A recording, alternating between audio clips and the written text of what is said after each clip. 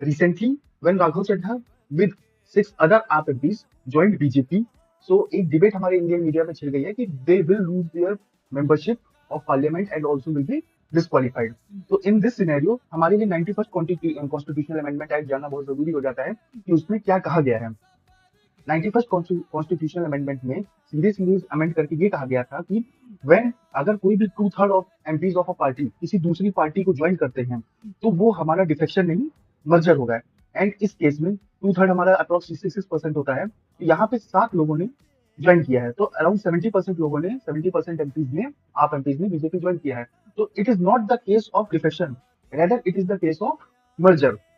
And हम कुछ 91st constitutional amendment act के प्रोविजंस भी देख लेते हैं, जिसमें से क्या कहा गया था कि जो भी हमारे काउंसिल ऑफ मिनिस्टर्स हैं, आइदर हमारे पार्लियामेंट के हों या फिर स्टेट लेजिस्लेचर के हों, तो काउंसिल ऑफ मिनिस्टर्स 15% से ज्यादा एक्सीड नहीं कर सकते हैं ऑफ द सीट्स. एंड जो भी हमारे स्मॉलर स्टेट्स हैं, वहां पे काउंसिल ऑफ मिनिस्टर्स 12 से कम नहीं हो सकते हैं. तो जो स्टेट का सिनेरियो हुआ वो यानी 12 से ज्यादा होना चाहिए एंड हमारा 15% से कम का होना चाहिए. एंड इसमें एक और चीज ये कही गई थी कि a person disqualified under 10th schedule can not be appointed as a minister until they are reelected. यानी अगर उस पर डिस्क्वालीफाई कर दिए गए हैं ये 10th शेड्यूल के बेसिस पे, तो वो मिनिस्टर भी नहीं रह सकते हैं.